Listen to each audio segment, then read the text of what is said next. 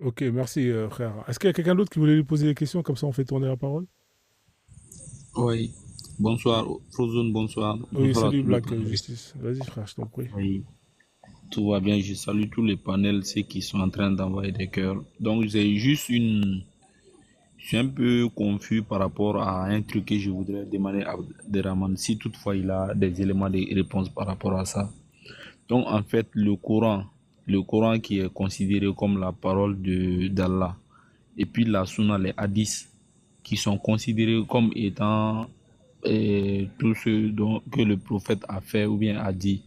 Donc, la question que moi-même je me pose même, hein, c'est que le Coran, les scribes du moment, comment ils ont pu faire la différence entre la révélation et les hadiths du prophète. Parce que je prends l'exemple palpable de ma liberté. Quand dans la sunna du prophète, la lapidation du prophète en a lapidé des gens, a donné l'ordre à lapider des femmes mariées.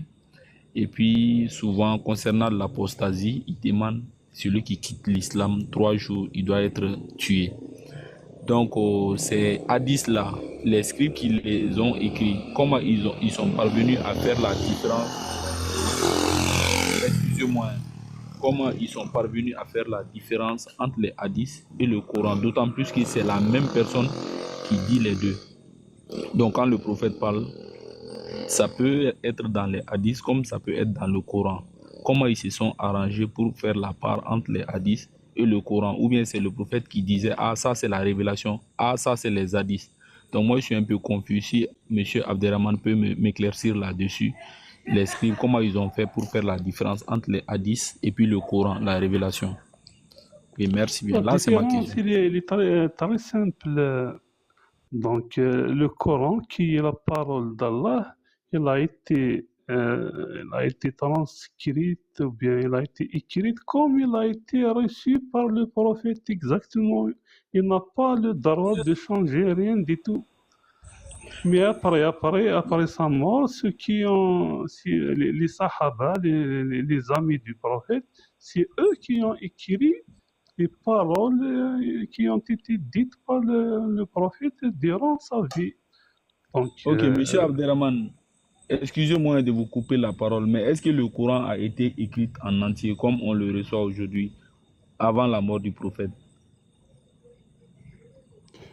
oui, oui, il a été écrit, mais d'abord, il faut savoir que le Coran, c'est un livre oral. Euh, donc, il a été appris par cœur, puis il a été écrit sur... donc, voilà, le Coran, à la base, c'est un livre oral. Il a été appris de bouche en bouche, comme on dit. D'ailleurs, jusqu'à Ouais, tradition maintenant, orale, de bouche à oreille. Ah, oh, de bouche à oreille, c'est que le voilà. prophète dit, les scribes écrivaient. Mais je ne sais pas si vous comprenez ma question, peut-être quelqu'un d'autre pourrait la reformuler, c'est-à-dire d'autant plus Oui, que oui, je la l'interlocuteur comprends à du Coran, 100%. Tu l'interlocuteur, veux dire, alors, je vais m'expliquer un peu. Alors, l'interlocuteur du Coran, déjà, c'est la révélation est faite au prophète. Et puis, c'est lui aussi qui parle des hadiths. Dans les hadiths, on parle de lui. D'autant plus que les deux documents-là, les deux livres parlent de la même personne. Et puis, c'est les faits et gestes de la même personne, ce que la personne dit.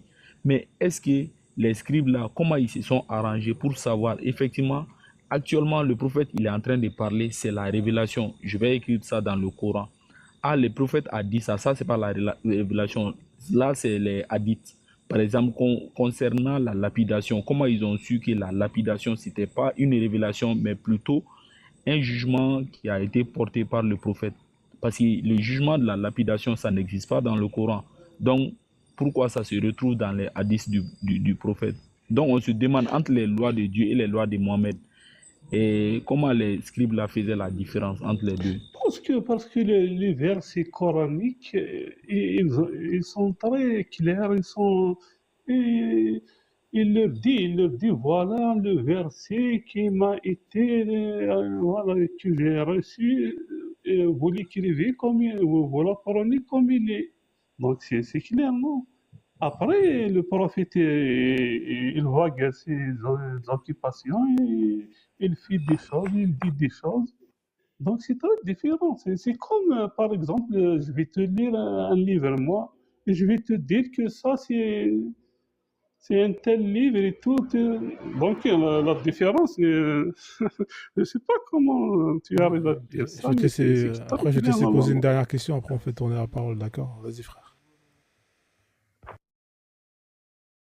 Vas-y, Black, hein. Ok, Frozen, oui. Bon, je pense s'il y avait un autre musulman qui pouvait éclaircir un peu la question, parce que je pense, et sans pour autant lui vexer, hein, la réponse là ne m'a pas trop satisfaite.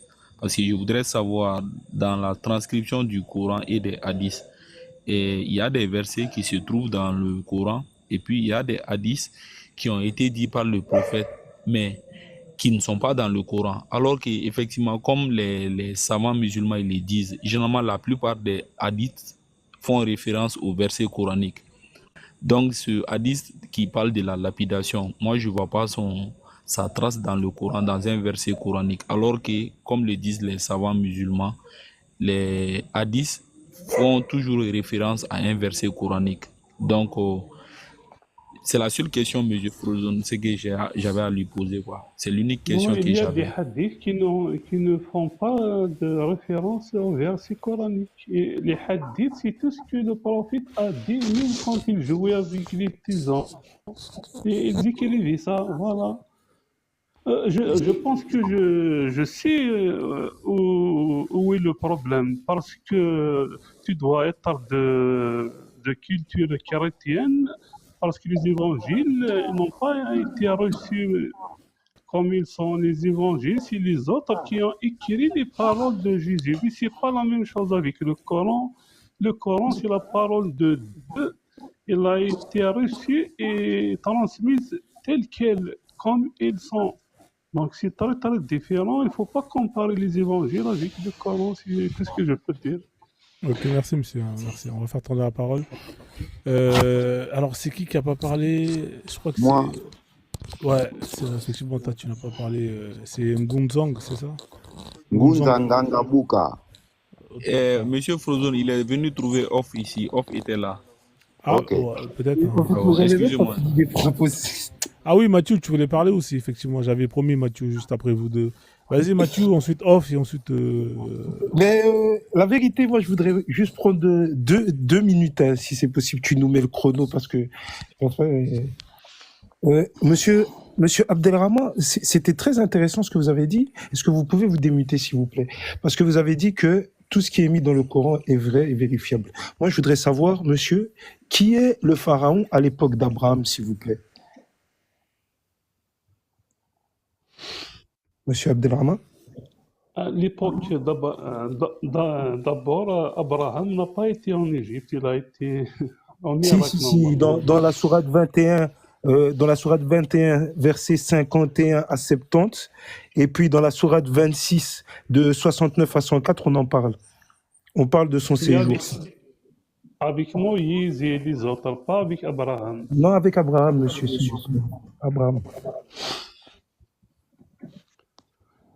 Non, je pense pas. Abraham, il a eu affaire avec un roi de l'Irak. Donc,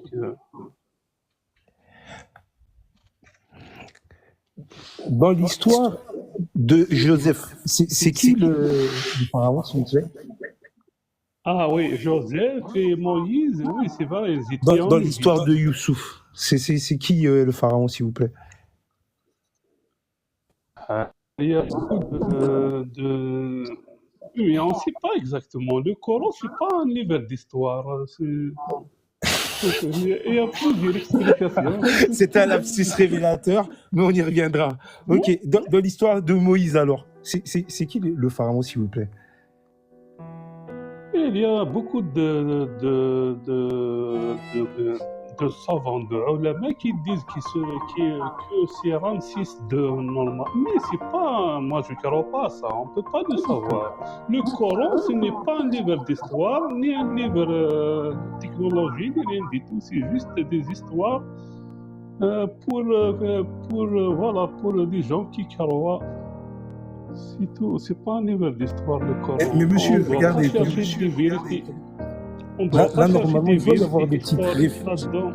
Parce que c'est important quand même, hein. Je veux pas paraître méchant, mais il y a plus de 20 pharaons. Je sais pas si vous vous rendez compte. Et maître pharaon, c'est un peu ambigu, quoi.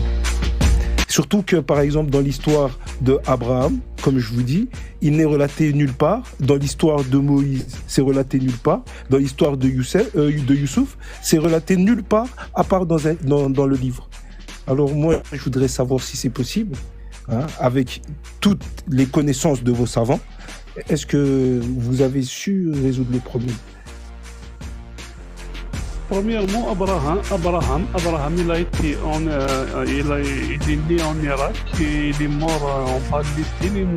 Abraham n'a jamais mis les pieds en Afrique ni en Égypte. Donc, ça, c'est le premier point.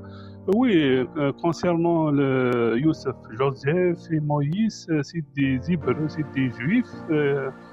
Ils étaient en Égypte et ils ont affaire avec des pharaons. Le Coran dit les pharaons, c'est tout. Le Coran n'est pas un livre d'égyptologie, ni d'archéologie, ni d'histoire. Quand le Coran dit le pharaon, ça veut dire le roi qui a été en Égypte. Il ne dit ni sa race, ni sa couleur, ni sa langue, ni rien du tout. Le Coran, c'est pas un livre académique. Le Coran, c'est des histoires pour ceux qui croient. Si tu ne crois pas, il n'y a rien à faire. Hein. C'est tout ce qu'on peut dire. Ok, merci, monsieur. Merci. On va faire tourner la parole.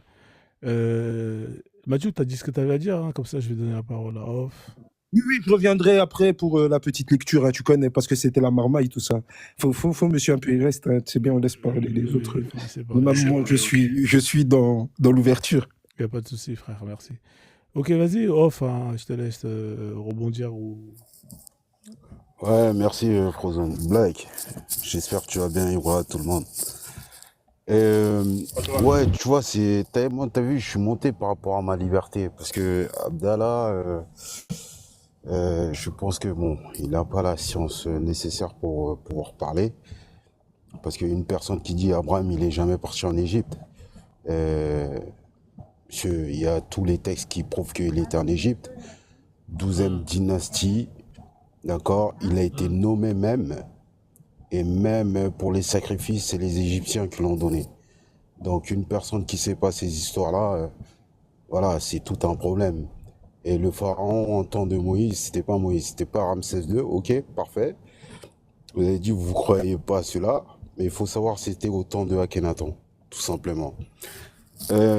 Ma liberté, ce qu'il disait tout à l'heure, bon, les preuves, il n'arrivait pas à les sortir. Mais d'après lui, on est trop petit, tu vois, par rapport à l'Afrique, par rapport à l'islam, tout ça. Moi, j'aimerais bien savoir, être musulman, c'est quoi exactement, tu vois? Ma liberté, si tu peux juste me répondre par rapport à ça. Être musulman, c'est quoi? Je te parle pas de l'islam, hein, parce que l'islam, c'est de soumission. Donc les gens ils soumettaient à quelque chose avant l'islam, mais être musulman. Bah. Mais dis bonsoir quand même, ça serait... Ouais, je te dis frère, j'ai dit salut à tout le monde, t'as vu? Maintenant si tu veux que je te prends par ton prénom, ma liberté, comment vas-tu? Ça va? Ça va mon frère? Tu vas bien? Qu'est-ce que tu veux savoir, grand frère? Voilà, c'est simple en fait. Moi, t'as vu, j'aimerais bien savoir, être musulman, ça signifie quoi exactement? Être musulman, ça signifie quoi? Bah, ça signifie que tu dois adorer Allah et que tu dois être un connard et tuer les gens, c'est tout. Je suis désolé mon ref, hein, parce que je pensais, je t'ai confondu avec l'autre là qui est parti là. Tu vois? Il est parti. Oui, moi, Frozone, c'est un tarba. Il me laisse dans le... je suis sincère dans mes bails. Même moi, j'ai pas compris. Toi, comment? J'ai pas compris. T'as vu ton gars, comment il est? Il est descendu. J'ai pas compris. Il est parti, quoi. Il était à la place de... Non, il était... Je vais pas le louper. Iblis est arrivé, quoi. Non, mais tranquille, c'est des questions Iblis t'a pertinentes. tremblé la tête, frère. Je te jure. Mais bon, après, je pourrais poser ça à Abdallah. Abdallah, il pourra nous répondre. Mais je vois que, voilà, tu vois. Tu sais, tu sais, le frère, moi franchement, je suis Ouais. désolé, parler trop de religion avec Abdallah, moi ça m'intéresse pas beaucoup. C'est le frère qui parlait à la liberté qui est parti là, qui me fait un peu bizarre. C'est avec lui, on dépasse. Celui qui a parlé d'Afrique en disant qu'on est petit, on ne peut pas Ah, enlever du c'est sang en ça, Afrique. c'est C'est ça, lui. justement. Si Tu on vois. parlait Très avec arrogant. Abdallah, Très arrogant. Il était trop sûr de lui, tu vois. Ah, Mais malheureusement, il est bon, parti. Il est parti. peut-être Abdallah, il pourra nous répondre. Hein, monsieur Mais quand Abdallah. t'as pas de réponse, quand t'as pas de réponse à une question, qu'est-ce que tu fais? Tu appliques la méthode de la dissuasion, tu essaies d'être arrogant, c'est tout. Donc, c'est ça. Qui a Il y a pas... Donc, il a fait ce qu'il pouvait et moi, j'ai pas répondu, c'est tout. Moi, j'ai juste la dite qui prouve que le Coran n'est pas au complet. Donc, comme il m'a dit qu'il connaît pas le Coran, il rentre pas dedans, donc ça va, je continue pas avec lui. Ouais, c'est clair. Monsieur Abdallah, vous êtes là? Est-ce que moi c'est Abderrahman, c'est pas Ah, Abderrahman. ok, autant pour moi alors, Abderrahman. Est-ce que vous pourrez me répondre juste, être musulman, ça signifie quoi exactement?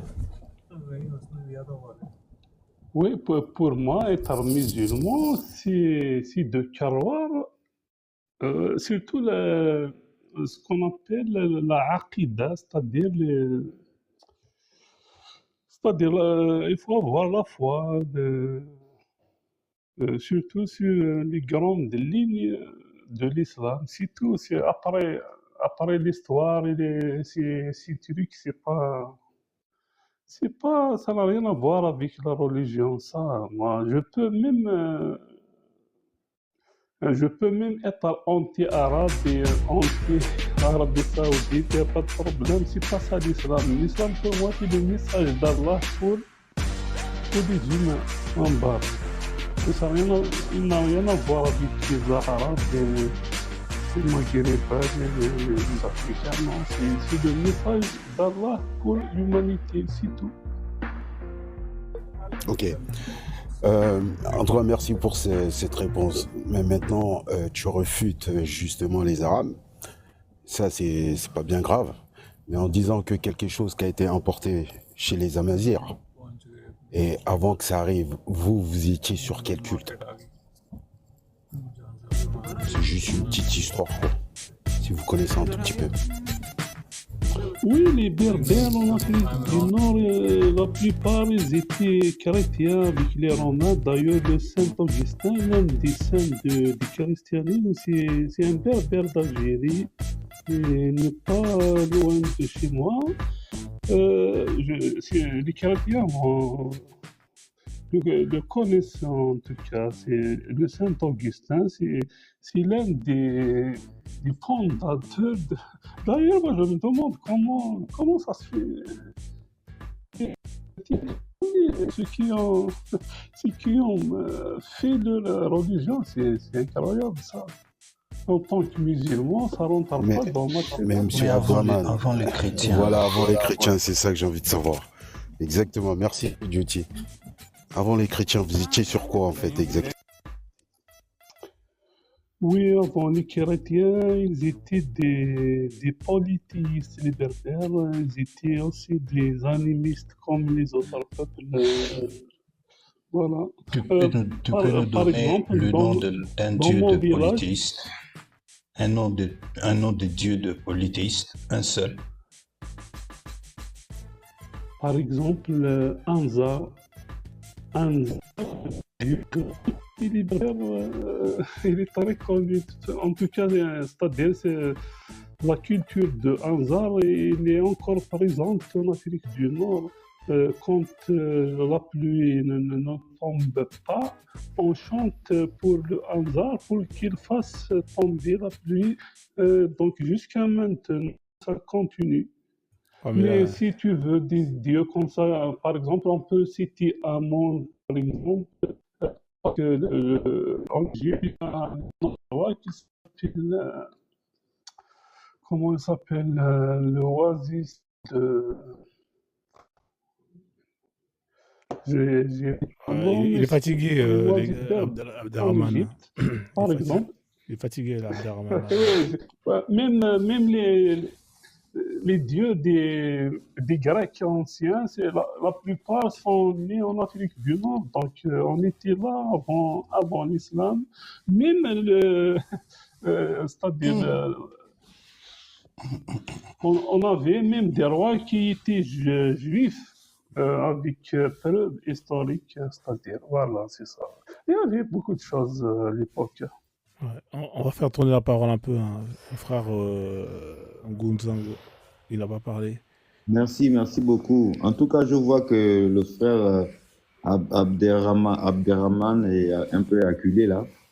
Et puis, bon, moi, je l'ai écouté dire que le Coran n'est pas un livre d'histoire, ce n'est pas un livre de science, ce n'est pas un livre d'archéologie. Bon, donc ce n'est pas un livre de mathématiques. C'est bien. En tout cas, moi, j'ai 3 questions à vous poser. Je ne sais pas si vous avez le temps de me répondre parce que déjà, vous parlez un peu de manière à ce qu'on n'écoute pas ce que vous dites. Bon, pourquoi on a empoisonné le prophète? Première question. Deuxième question. Et qui est, comment il s'appelle, Bilal? Et troisième question,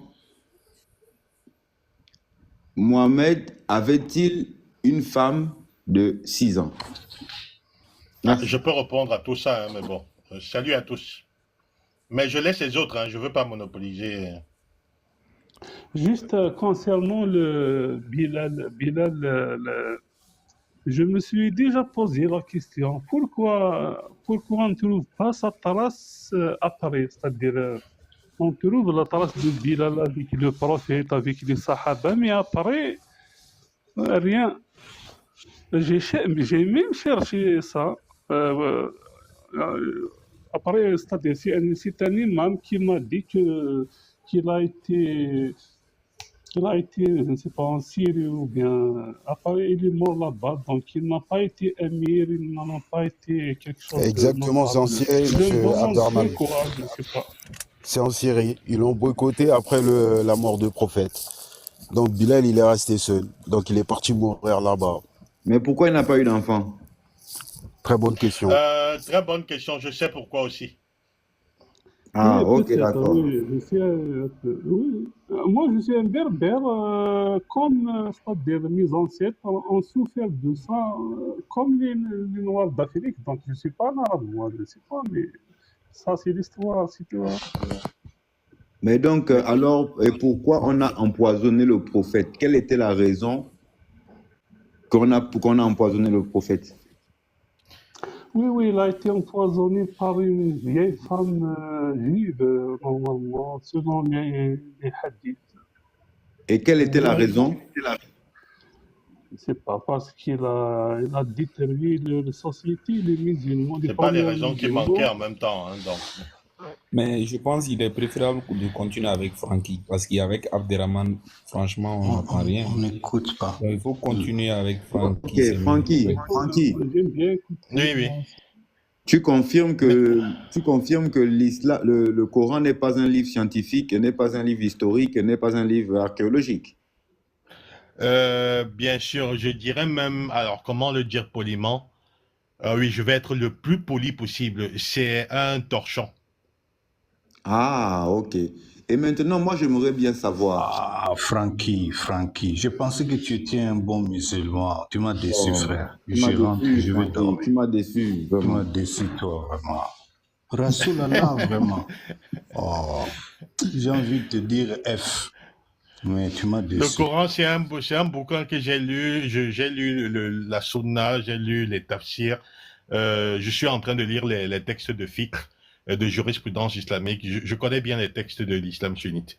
C'est une religion violente, patriarcale, misogyne, complètement délirante et raciste envers les Noirs particulièrement. Et je peux prouver ça très facilement. Donc, comme vous voulez. Waouh. En tout cas, vraiment, c'était ça mes préoccupations, mais lui n'a pas répondu à mes préoccupations. Mais justement, je voudrais que tu nous expliques un peu l'histoire de Bilal. On sait très peu de choses de Bilal, hein. On sait juste que c'était le premier muezzin du prophète, qu'il était proche. Il était aussi proche que les autres, hein, que les Abou Bakr et les Omar, etc., que les autres Sahaba. Mais il n'y a aucune trace de lui, il n'y a aucun hadith dans son nom, aucun texte, rien, rien. On sait très très peu de choses sur lui. Donc voilà, c'est un texte c'est une personne que les musulmans utilisent souvent pour dire, vous voyez, le prophète, il a libéré de l'esclavage. Premièrement, il a échangé juste contre un esclave. C'était un échange, c'était pas une libération. C'est la première des choses. Et il a aucun rôle dans l'islam sunnite. Aucun rôle. Et le prophète ne l'aimait que parce qu'il avait une belle voix. C'est tout. Et il était probablement eunuque, hein, c'est pour répondre à ta question précédente. Eunuque, vous savez ce que c'est, hein, c'est pas castré, hein, c'est tout l'appareil, tout l'appareil génital qui a été enlevé. Bon, bref, c'est ça, eunuque. Voilà. Parce que, Comme ça se faisait, parce comme ça que se faisait avec beaucoup de Noirs à cette époque-là. j'ai lu Doumi Fakoli, paix à son âme, vraiment que les ancêtres le reçoivent dans le Kalunga là-bas tranquillement. Et Oui, voilà, merci, il a dit. merci frère, merci de le dire. Je suis avec vous ici. Lui seulement changer de nom. Et il a dit que il a écrit un livre sur Bilal. Il a dit Bilal, le fondateur de l'islam, et que en réalité, c'est Bilal qui a enseigné à Mohamed les comment on appelle ça, comment prier, les religions et tout ça. Est-ce que c'est vrai ça? C'est complètement faux et absurde d'ailleurs. À l'époque où le prophète recevait la révélation, quand il a eu 40 ans, il n'y avait aucune trace de Bilal. Et ils étaient que 20 encore à l'époque à la Mecque. Non, non, non. Bilal, c'est venu bien après. Bilal n'a certainement pas enseigné quelque chose au prophète. Non, non, non, pas du tout. Pas du tout. C'est Non, absurde mais comme idée. c'est Waraka et Adija qui ont d'ailleurs dit à Mohamed Wali Salad que ce que tu es en train de voir là, c'est Djibril.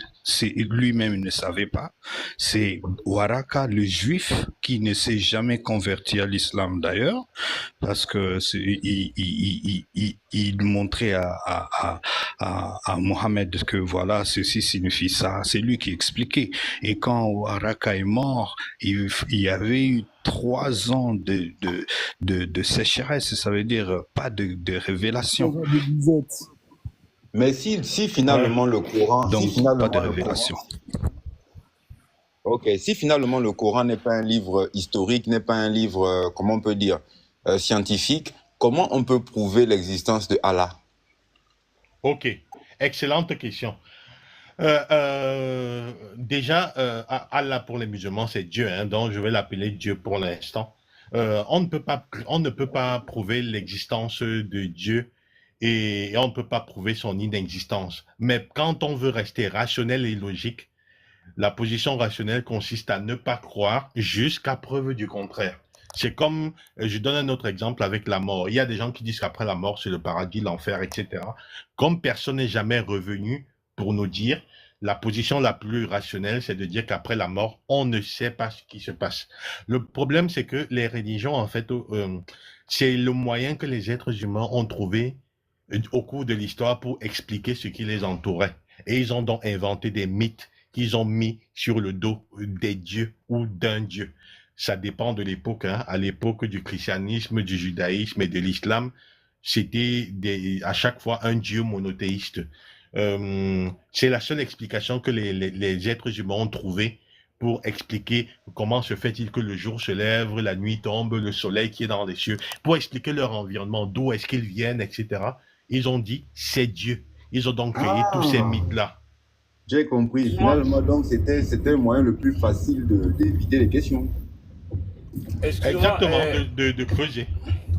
Excuse-moi, moi j'ai une petite question par rapport au frère musulman. Le frère musulman qui est sur le panel là. Parce que là, tout à l'heure, j'ai compris, ouais, ça a été confirmé, Mohamed a été empoisonné. Le prophète Mohamed a été empoisonné. Moi, j'aimerais savoir si lui, il recevait les révélations de Allah par Ange Gabriel et je sais pas quoi là. Alors, comment il a été empoisonné et Allah lui a pas envoyé une révélation? Pourquoi il n'est pas mort comme les autres messagers? Lui, il est mort par un empoisonnement. Allah n'a pas envoyé une révélation en disant que non, fais attention où tu vas là, tu vas manger la viande, tu vas être la viande s'est empoisonnée. Ça C'est pour le frère montre, ça musulman. montre. Ah, ok, d'accord. La question n'est pas pour moi, hein. Il a dit pour le frère musulman. Ouais, c'est pour le frère musulman, là, il s'appelle Abderrahman. Abderrahman. Pourquoi Allah n'a pas je veux révélé juste pour dire que dire, ne s'est empoisonné? cette affaire du poison du prophète, on ne la retrouve pas dans le Coran ni dans les hadiths sahih, les hadiths authentiques. C'est juste une histoire qu'on raconte comme ça.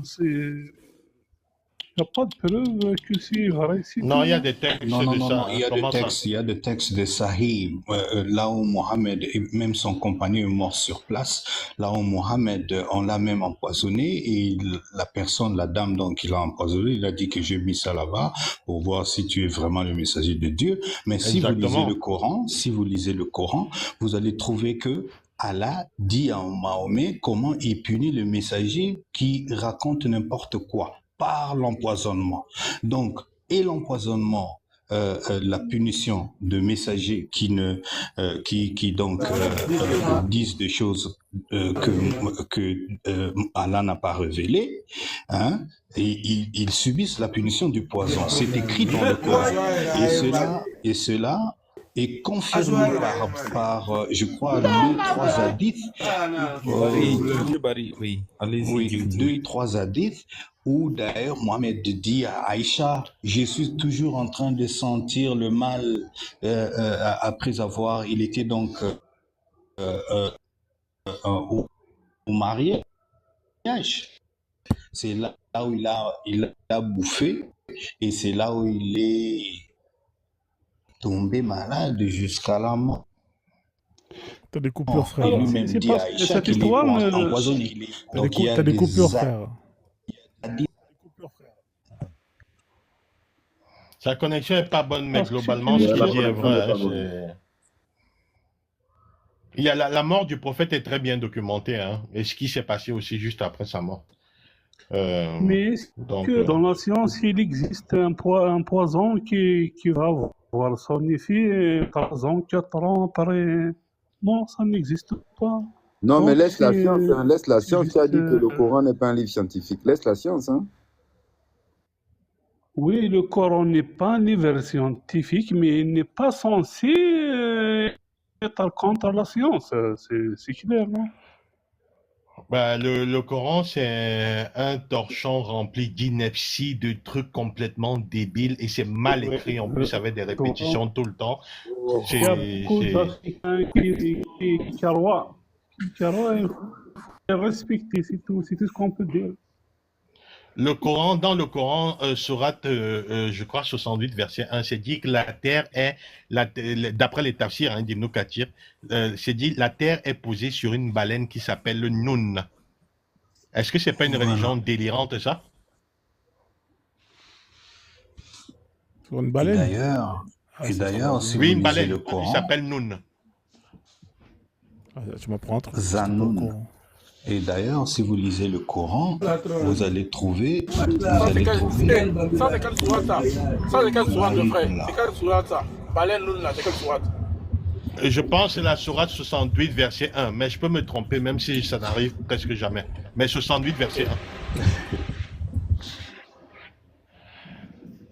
Et d'ailleurs, le Coran, si vous lisez bien le Coran, vous allez trouver que le Coran est écrit en commençant par les sourates les plus longues pour terminer par les sourates les plus courtes.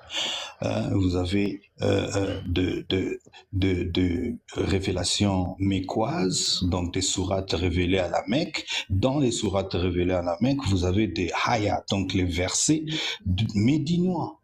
Donc, dans les sourates médinoises, vous avez de versets mécois. Donc, un méli-mélo, un mélange de tout. Hein, donc, ce n'est pas un livre, ce n'est même pas compréhensible. C'est comme je peux poser la question à mon frère Abdurrahman, Durkheim, c'est quoi Durkheim qu'on trouve dans je crois, Sourate, je me rappelle plus, 84, quelque chose comme ça. Ce n'est pas Alexandre le Grand qui a démarré de la Grèce antique. Non, c'est juste une ressemblance fortuite, c'est tout, parce que Alexandre le Grand, il n'a pas été monothéiste et croyait en plusieurs.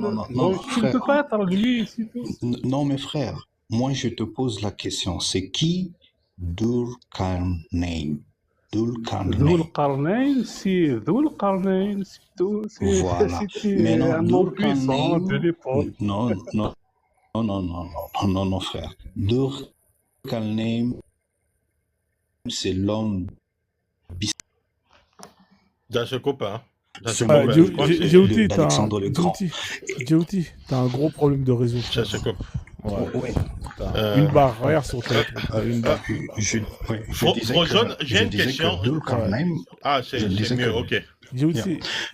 Je disais que Durkheim, c'est l'homme biscornu. Et l'homme biscornu, c'est justement le synonyme d'Alexandre le Grand. Et si vous lisez le Coran, on dit que nous l'avons envoyé aux quatre coins de la terre, parce que d'après l'islam, la terre est plate, donc il y a quatre coins. Nous l'avons donné donc cette force-là de se promener aux quatre coins de la terre et d'assujettir des gens, quelque chose comme ça, puissance, machin, ainsi de suite. Et c'est ce que l'homme biscornu qu'on appelle Alexandre de Macédoine, il a été partout pour conquérir les terres. Donc quand vous dites que Durkheim, c'est Durkheim, mais c'est parce que nous avons détecté, nous avons compris en entrant dans l'histoire que le Durkheim, l'homme biscornu, c'est Alexandre le Grand.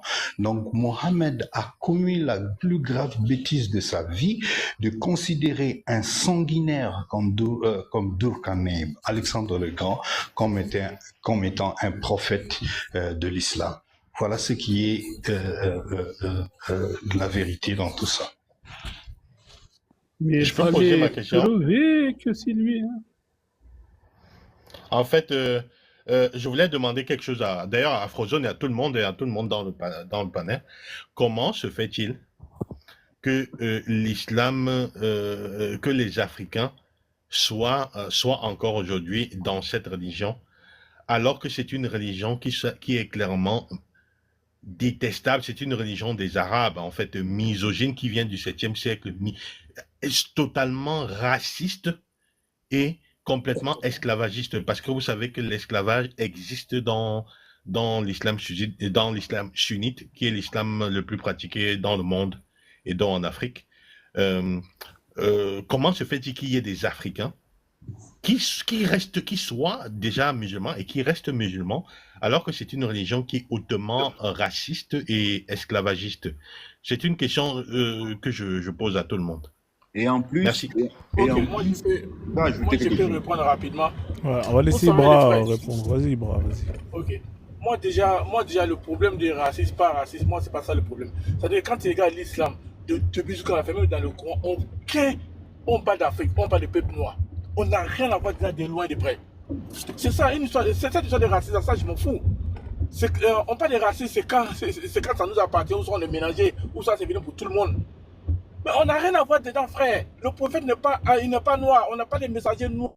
Tous les versets, il y a même le sourate qui dit que c'est venu pour le peuple noir. C'est venu pour la Mecque avec ses entourages. À un moment, c'est clair. C'est clair. C'est pas pourquoi les noirs sont dedans. Moi, franchement, j'ai un problème avec mon peuple, frère. C'est comme ça, c'est ça, moi, je peux te répondre. Je pense qu'il y a d'autres qui peuvent te rajouter 2-3 trucs. Sinon, on n'a rien dedans de loin et de près. Franchement. En plus, le monsieur a dit que ce n'est pas un livre, comment on l'appelle, de géographie, mais ils ont quand même l'amabilité de nous dire que, comment on appelle ça, il y a 4 coins de globe et la Terre est plate. Moi personnellement, c'est disproportionné, ça, c'est quand même aberrant. Hein? Vous trouvez ça comment, la famille? Mais même s'ils avaient raison sur la forme de la Terre, et tu as raison, hein, ils ont tort, bien sûr, mais même s'ils avaient raison, pourquoi est-ce que les Africains pratiquent ce truc-là? Oui, Frère, la Moi, réponse est je voudrais simple. amener un La élément réponse est d'élément. simple. Pour moi, je suis musulman parce que je veux avoir 72 vierges. Et puis, je veux amener le Viagra là-bas à côté comme échantillon au paradis. Merci. Dans les textes du paradis, c'est dit que quand tu arrives au paradis, tu demandes la force que tu veux avoir pour pouvoir t'occuper de tes 72 vierges. On te donne de la force physique pour pouvoir assumer cela. C'est n'importe quoi, ce truc. Des blondes, hein, et des blondes. Des blondes. Après, on va laisser Donc moi, je Apoma. voudrais ajouter un peu, Ouais. comme déjà, moi, je suis du Mali, et je pense qu'il y a beaucoup de Maliens sur le panel déjà. Donc, à mon avis, les gens sont dedans parce que l'élite, parle du cas malien, l'élite a choisi de maintenir, d'imprégner les gens dans cette religion-là. Vous voyez le cas du papa et que nos ancêtres l'accueillent. Notre papa, il a fait combien de temps en prison? C'est l'élite qui a choisi ça. Donc les gens sont effrayés par l'islam parce que déjà nos institutions sont en train d'être menacées. Nos institutions sont prises par les cornes, par la gorge et par cette religion. Raison pour laquelle la plupart du temps au Mali, je parle encore du cas du Mali, les gens sont dedans de peur d'être exclus, de peur d'être rejetés, de peur d'aller en prison, de peur de ne pas avoir de femmes, de ne pas avoir de vie sociale. Selon moi, ça se résume à ça. Les gens ont peur. Les gens sont dans l'islam au Mali parce qu'ils ont peur. Ok, frère, merci. On va laisser Apomatrix qui est monté, qui n'a pas eu encore Juste parlé. juste une petite intervention, Frozen, excuse-moi. Vas-y, il n'y a pas de souci. C'est parce que demain, on avait prévu avec certains amis de faire un live concernant Samuel Paty et le blasphème. Je sais pas si tu vois la relation, mais je pense que tu la connais. Bien sûr, bien sûr. Donc, bon, et j'ai discuté avec Francky. Francky, tu vas être déçu. Est-ce que tu te rappelles qu'on avait dit on avait discuté de ça hier, en disant que depuis Samuel Paty, les enseignants, c'était, comment on appelle ça Auto-censuré? Non, qu'ils étaient d'accord, qu'il y avait ce qu'on appelle un appui sur les profs qui étaient dans ce système-là. Eh ben, pas de bol pour l'élève voilé à l'école de Tourcoing de Sévigné. Il y a des profs qui se sont désistés et qui ont appuyé l'élève dans sa réaction violente par rapport à la prof. Le même truc, quoi. Voilà. Je voulais pas embêter. Voilà, Frozen, C'est à quelle heure demain? C'est à quelle heure demain? Je vais venir. Écoute, on fera ça dans la journée. Alors, ce qu'on s'était mis d'accord, c'est que qu'on groupe pas tous les gens qui sont intéressés par le sujet. Je préfère qu'on ait 7 ou 8 sur un live. Il n'y a pas beaucoup de mecs qui peuvent venir. Donc, on voudrait faire un thème. Tu vois, dans le TikTok, dans le truc, on prend blasphème et Paty. Enfin, on se met d'accord entre nous. On prend un truc qui se colle à peu près. Tu vois, sur le titre. Blasphème Samuel Paty, parce que demain il y a une émission sur RMC sur l'attentat, enfin ils intitulent ça l'attentat barbare sur Samuel Paty. Voilà. Donc, on voulait faire une pierre de coups voilà. là, parce que je crois que c'est l'anniversaire aussi de la c'est mort de Samuel Paty. Voilà. Excusez-moi encore, messieurs, hein, je voulais pas Merci rentrer... en tout cas pour Non, l'information. t'inquiète pas. Voilà. Et Frozen, ça fait un bout de temps que je suis pas venu sur ton live, mais j'aime bien ton franc-parler sans détour. Ben, bien sûr, je le connais. On se connaît tous. Ça a été ma première entrée dans le combat. J'ai aimé sa manière de parler cash. C'est pour ça que je parle cash quelquefois. Tu vois, tout à l'heure, Francky était là, je suis rentré sur un live, j'ai rentré dans l'art de... Comment ça s'appelle d'un imam. Chaban. Chaban, je vais rentrer dans l'art direct, sans détail. J'ai pas fait de détail. Exactement. Enfin bref, c'est une autre histoire. Merci pour l'info. Vas-y, je passerai demain avec plaisir. Il n'y a pas de souci. Ah ouais, ok. Écoutez, bon combat à vous et je suis avec vous. Merci, frère. Merci encore. Merci, excusez-moi. À plus tard. Salut. Comme ça. Bon, les gars, il est tard. Hein. Moi, je vais pas tarder à couper le live parce qu'il est minuit et quelques. Demain, ça taffe. Donc, je pense que je vais quand même vous laisser chuter. Moi, j'avais une dernière question, si c'est possible. Ouais, vas-y, frère. Vas-y, alors, attends. Moi, j'avais une dernière question. Ouais. Je voudrais savoir la Sourate 2, verset 1. S'il peut nous l'expliquer. S'il peut nous expliquer Sourate 2, verset 1.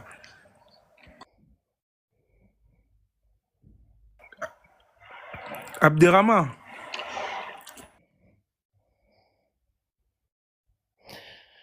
Ah là là, quand moi, je vous dis, ça me fend le cœur quand je vois des Noirs qui sont assidus dans cette religion-là. C'est comme le poulet qui fait la publicité du KFC, en fait. C'est...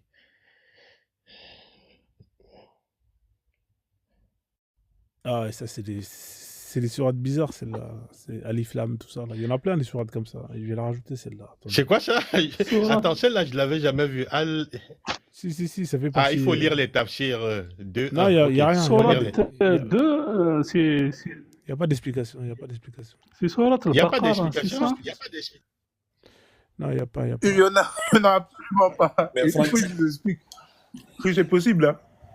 Frozone, moi j'avais eu à débattre avec un musulman sur les alif lam, les trucs là. Que généralement c'est la phrase qui suit le alif lam là, que ça veut dire, c'est ce qui donne tout le sens à ce qui est venu précédemment. Alif lam mim, que ça veut dire c'est un livre. Ça veut dire que c'est un livre. Alif lam mim, que ça parle du Coran. En fait, c'est ce que j'avais entendu. Hein. Je sais pas si Abderrahmane ou bien d'autres musulmans ont d'autres éléments de réponse. Oui, généralement les mots compliqués, les mots grecs. Généralement, c'est des mots qui sont même pas de l'arabe. C'est des mots mélangés araméens ou arabes. Je peux intervenir un peu. Voilà, les alifs là, c'est justement aleph, c'est la vache. C'est la lettre en grec, la lettre A, alpha. Et puis les lames là, c'est les lamettes. C'est la lettre grecque encore qui signifie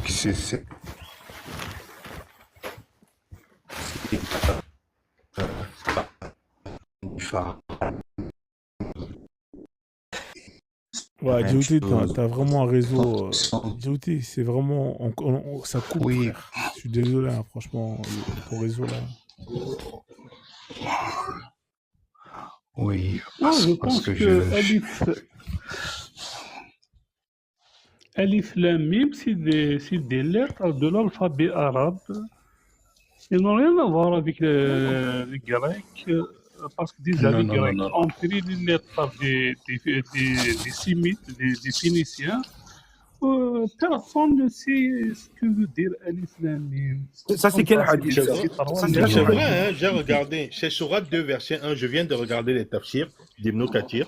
Et effectivement, il n'y a pas d'explication. Hein. Oui, c'est pour ça que je lui demande ça. C'est dans quel hadith il est parti chercher ces explications-là? Non, c'est pas les hadiths, c'est un verset là.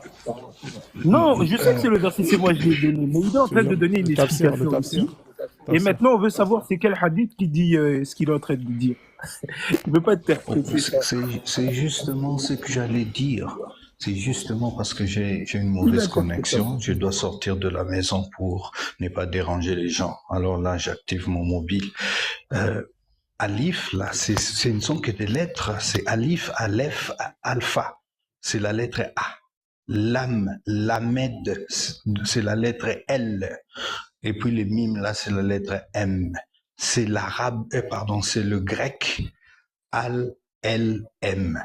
Ça n'a aucun sens. Ça n'a pratiquement aucune signification. Mais ce qu'on sait, c'est que le Aleph, là, c'est la tête de la vache. C'est ça qui va donner en démotique, en grec, en partant de démotique, ça va donner la lettre alpha en grec. Donc la lettre Aleph. S'il vous plaît, monsieur, juste une petite phrase. Les Grecs ont pris leur alphabet des Phéniciens, qui sont un peuple sémite, très proche des Arabes et des Juifs. Non, c'est Qui une a erreur. inventé l'écriture alphabétique? Mais moi, je vais te le dire. Les alpha, là, c'est la tête de la vache. Les bêta, là, c'est la maison. Bête, c'est la maison. C'est bête. Bête en arabe, ça veut dire maison. Est-ce que c'est vrai? Non, mais on ne trouve pas ça dans... Laisse-moi parler. Quand tu dis que les lettres grecques sont arabes, ce n'est pas correct. Sont phéniciennes, mais le phénicien, c'est qui? C'est justement Cadmos, qui est un Égyptien, dont le père faisait d'ailleurs le business, le commerce à Cana. C'est lui, Cadmos, avec sa sœur Europa, qui vont amener ce qu'on appelle les pélagiques. ça veut dire les lettres, les signes, les symboles de l'alphabet grec. Tout ça, ça vient de démotique. Donc nous pouvons retracer tout ça. Et l'arabe a hérité de syriaque. Voilà pourquoi le mot Allah n'est pas un mot arabe, mais c'est un mot syriaque. Le mot surat n'est pas un mot arabe, c'est un mot hébreu. Les mots hajj, le grand pèlerinage, n'est pas un mot arabe.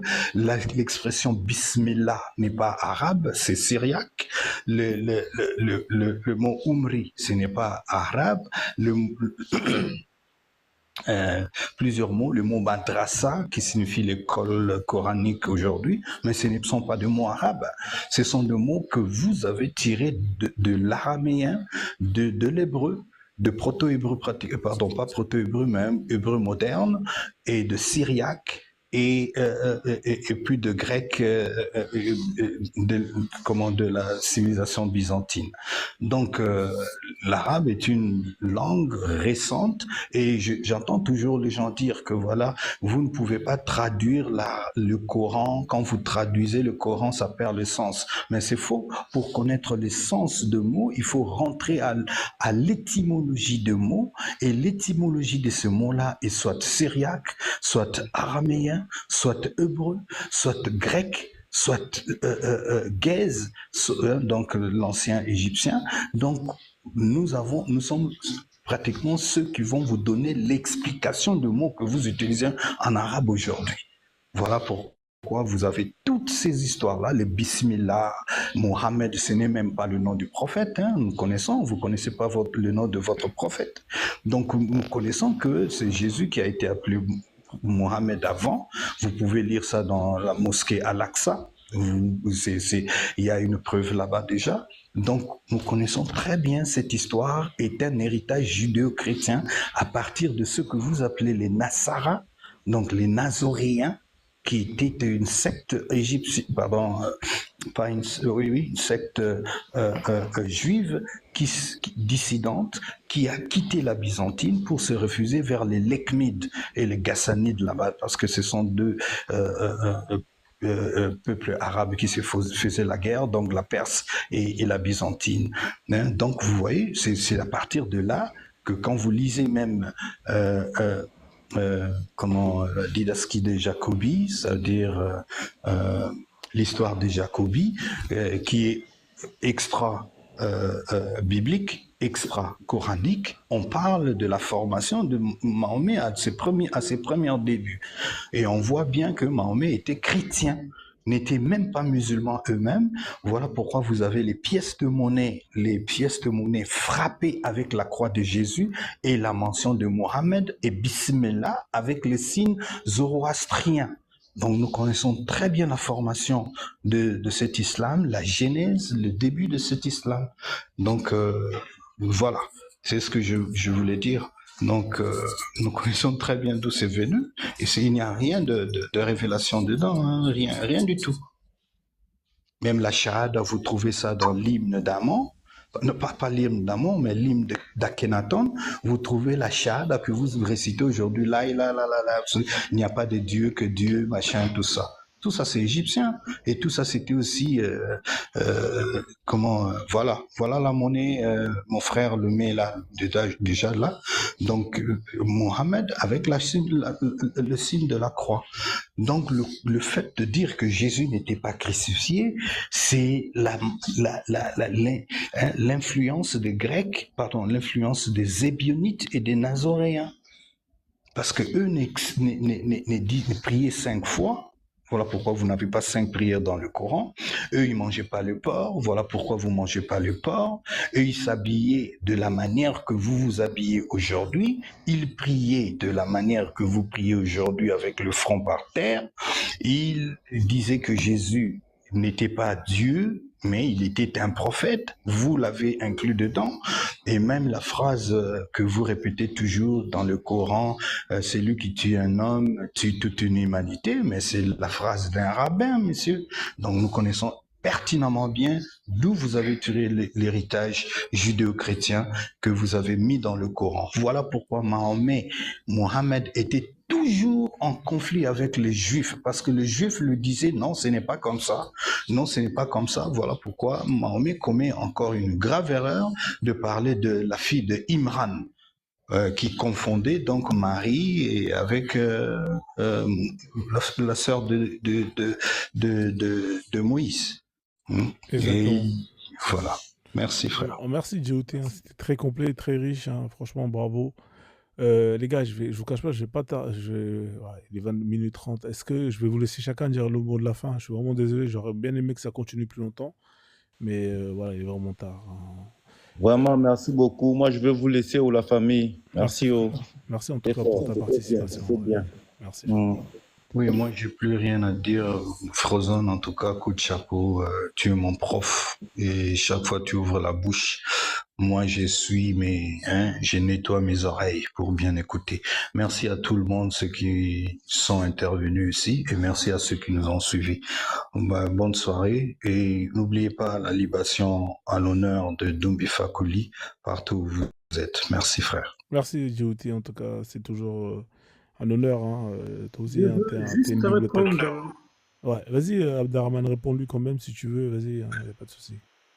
Juste, voilà, le commentaire, il m'a dit, t'es pas timide, mais sémite. Moi, je ne suis ni timide, ni sémite. Moi, je suis un berbère de l'Afrique du Nord, c'est tout. Je ne suis pas un arabe, et je les aime pas, mais je suis musulman, j'ai la foi, c'est tout. Et bonne nuit tout le monde.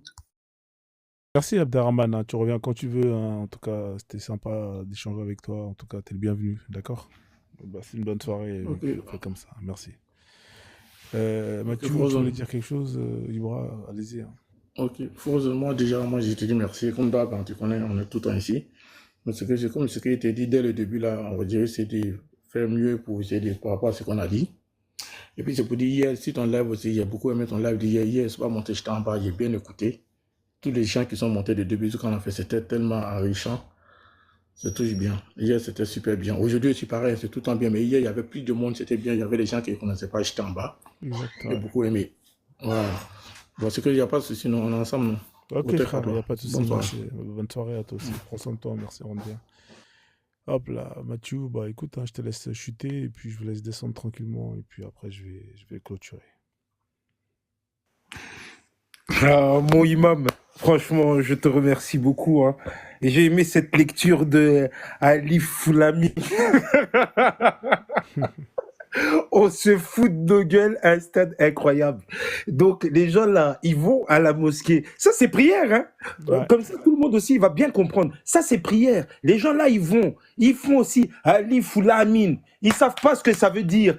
Peut-être ils sont là, ils sont en train de dire, oh non, que le diable me prenne le corps, exorcisme sur moi. Peut-être, hein. Ils savent pas. Et ils savent même pas vous expliquer. C'est incroyable. Mais on est là et ils veulent nous inviter dans ça. C'est dans ça qu'on nous invite.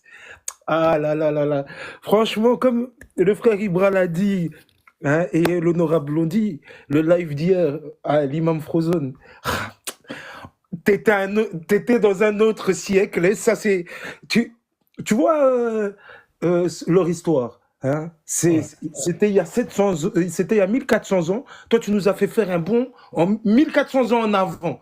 Je sais pas si tu te rends compte. C'était tellement intraconnecté parce que hier, j'ai pas eu le temps de finir ce que j'étais en train de dire. C'est bien, je rebondis un peu. Hein, c'était tellement connecté. Non, c'est waouh. Merci l'imam, merci. Merci Mathieu, il n'y a pas de souci. Pour le travail là, franchement, merci. C'est incroyable, c'est incroyable. Et encore aujourd'hui, hein, vous avez entendu, hein, GTA, ça s'est encore passé. Donc le gars là, CJ, il y a sa cousine, elle se fait taper par son mec. Ah, le gars descend dans le quartier avec ses gars, il vient, il marave tout le monde, il dit le quartier est à moi. Normal. Et on dit paix, salut sur lui. Ouais, normal. Je vous remercie en tout cas. L'imam, il faut continuer le boulot. Vas-y frère, il n'y a pas de souci. Merci. Une bonne soirée. Que les gens t'accompagnent. Parce que tu fais un très gros travail. Merci frère, merci en tout cas pour ta participation. Je te laisse descendre. Abderrahmane, bah écoute, hein, je te laisse dire un mot de la fin si tu veux, sinon je te fais descendre, il n'y a pas de souci. Ouais, je te fais descendre. Oui, merci. Bonne nuit. Je vais dormir. Merci beaucoup. Ouais, toi À aussi, la prends- prochaine. à la prochaine, Inch'Allah. Inch'Allah, vas-y, pas de souci.